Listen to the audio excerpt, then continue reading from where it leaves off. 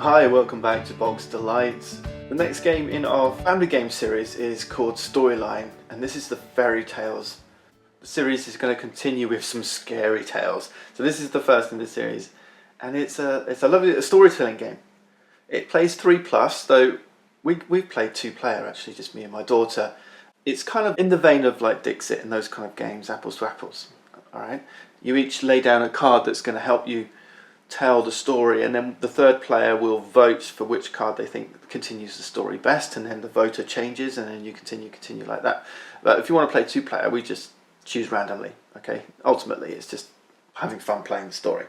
But I'm going to show you the 3-player game, and we'll learn how this one works. Let's go through the components first. We've got some scoring tokens here, and whenever you win a round, you're going to take a scoring token. These are all turned face down. It's 1, 2 or 3 points and shuffled, so you never really know who's going to win until the end, because when you score your points, you'll keep them face down. There's some unique effects as well. So this one's an old boot. If you win this one, you get no points. This one's the scales. The game ends in a tie, then you win. This one's a bear trap. If you pull this one, then you have to randomly return one of your other scoring tokens back to the supply. And this one's the crown. This one will give you 2 tokens. Okay, so there's lots of different ways that you can score extra points. So how about scoring those points? There's 2 decks of narrator cards, and they're numbered 1 through 15. And this is basically the narration for the basic story. Okay, there's 2 in the game here. So you can choose one and put the other aside. And what this is going to do, each round, the narrator, so one of the players will be nominated narrator, is going to turn over the first story card, and the story begins. Once upon a time there was a character. These are your story cards, and you can see there's 5 different types and they each have a different back. This is a character card. At this point, the other players, so if we're playing 2-player, one's currently the narrator for this round and the other 2 are going to play character cards. They'll have a hand of cards. I'll show you that in a second. So we've got once upon a time. One player chose there was a genie. And once upon a time there was a wizard from the other player, and the narrator then has to choose which one they like the best, and whoever gets chosen, they get a score point. Okay, they draw a token, they keep it face down, they can secretly look and see it, so 2. Okay. Now for the start of the game, everyone gets 1 card from each deck. Okay, so all 3 players. Now when the narrator, let's say this player starts off as the narrator, draws the first card, and we see that there's a character that's required, the other players get to draw an extra card of that type, a character card, and then they choose the one they prefer. Okay, so once upon a time there was a crow, or once upon a time we've got wizard or dragon. Let's say dragon, there was a dragon. Okay, then the narrator chooses. Let's say they go with crow. This gets discarded.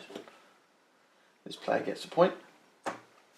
Once upon a time there was a crow. Now you can expand on this story. We love to give our characters a little bit more depth. So we're going to call our crow Colin. So Colin the crow.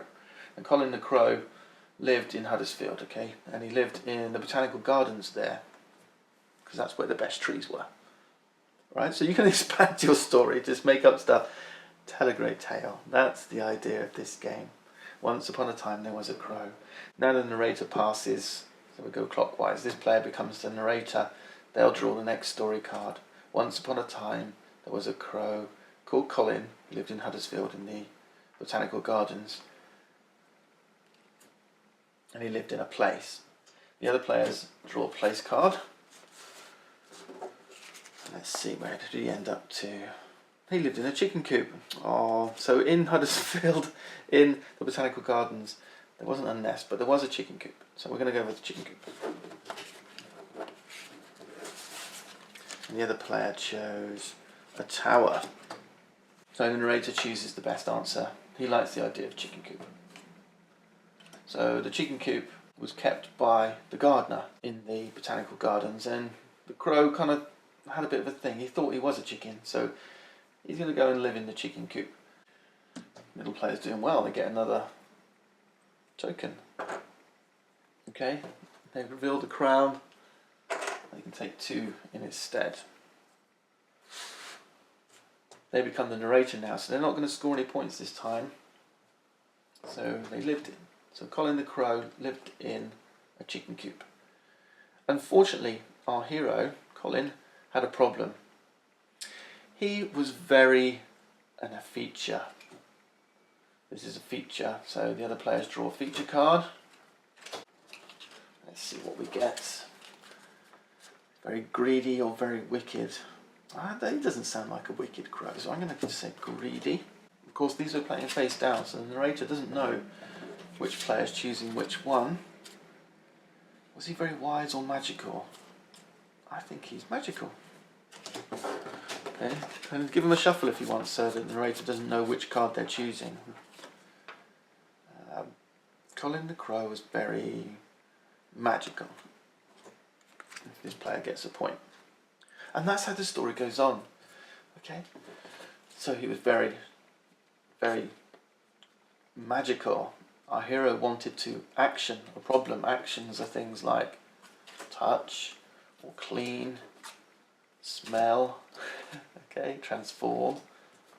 Right, action, the problem. It was being magical, a problem. Maybe greedy fitted better. Maybe greedy. That's the thing they want to try and solve, yeah?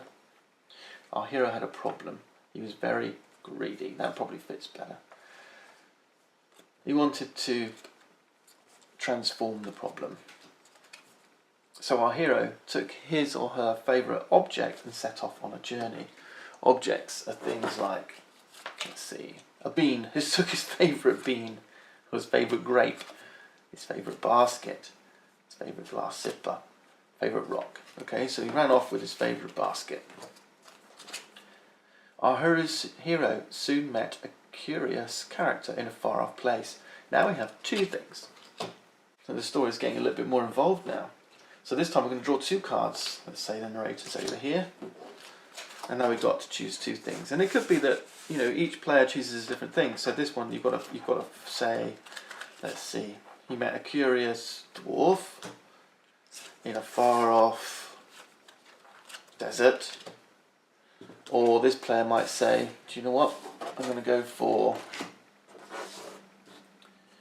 what have we got? Character and place. He met a curious wizard in a far-off village. Okay, then you shuffle them all up. The narrator then says, right, which two do I like best?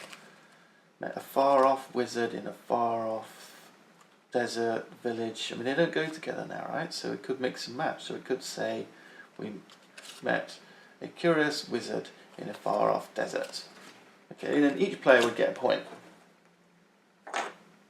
And so our story continues. Who sent our hero on a quest to blow away a potion. It seemed a simple task, but a poisoned boy was standing in the way. During the journey, our hero met a charming fox. Together they confronted the villain in a cave. With their cleverness and wit, the pair managed to overcome the villain. The quest was completed and our hero was rewarded with the legendary lame flute. A lame flute, so not terribly legendary. No longer unhappy after the journey, our hero became crafty. Our hero decided to settle down with his or her companion in a lovely forest, and they lived happily ever after. That was a bad story. But when you're playing with your cards and you're choosing the best fit and you're, enriching the story and elaborating on the plot twists and turns and giving characters names, this is going to be a whole lot of fun. It's a great way to tell a story and play some light-hearted games with your family. Go and check it out. It's called StoryLine Fairy Tales. Thanks for watching.